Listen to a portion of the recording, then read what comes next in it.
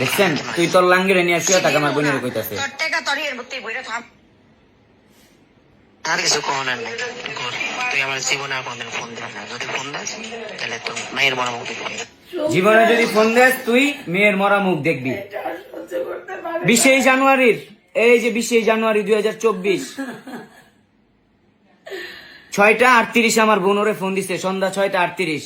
Phone দেওয়ার পর ওরে বলতেছে যে রতন তুই আমার সাথে যে কাজটা করলি এটা ঠিক করলি না, আমি মরতাছি, আমার মরার জন্য তুই এবং তোর মা দায়ী। তারপরে রতন ফোন দেয় হচ্ছে 6:41 ফোন দেয় আমার বোন ওরে গালাগালি কইরা ওদের সামনে, না না না 6:41 তোমাদের সামনে বসা ছিল, ওই টাইমেই মোবাইলটা পেটে ফেলাই দিয়া কইলো যে মা তুমি ওরে ছাইড়া দিও না মা, ওই আমার অনেক অত্যাচার করছে সব প্রমাণ। তারপর দেখেন এই যে কত ফোন দিছে আমার বোন আর ফোন ধরে নাই, রিয়ার ধরে নাই ফোন। দেখেন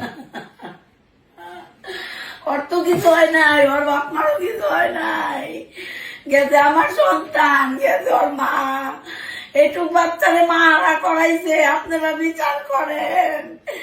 আমি প্রমাণ পেয়ে গেছি, আমি আদালতের কাছে সরকারের কাছে বিচার চাই। এইরকম কোন সন্তান যেন এতিম না হয়, এইরকম স্বামীরা প্রক্রিয়া করে কোনো বউরেদের ফাঁসিতে না ঝুলায়, আপনারা একটা ব্যবস্থা করেন। এইবারে সরকারের কাছে আমার আকুল আবেদন, এরকম সন্তানগুলোর পিছনে আপনারা দাঁড়ান, যারা প্রক্রিয়া করতেছে তাদের সংসারটা বাঁচান। মা মরার আগেও বাবা বিদেশ যাওয়ার আগে মার সাথে অনেক বেইমানি করছে, অনেক হাবিজাবি খায়, মাকে অনেক অত্যাচার করছে, আর পরকিয়া করছে অনেক মেয়েদের সাথে, তারও প্রমাণ আমরা দিছি সবাইকে। আর মাকে মেরে ফেলার পর আমাকে থাকতো না, মা সহ্য করতে পারে নাই, আর থাকে নাই, আর থাকতে পারে নাই, চলে গেছে আমার তুইয়া। আমি এরপর ভাবছিলাম যে আমার বাবা আমার সব সময় থাকবে আমার পাশে, কিন্তু তা হইল না। সে বিয়ে করবে বলছে, আমাকে মেয়ে হিসেবে তিনি মানে না। এটা কথা শোনার পর আমি সারাদিন কান্না করছি, অনেক দিন পর্যন্ত কান্না করছি, এখনো কান্না করতেছি।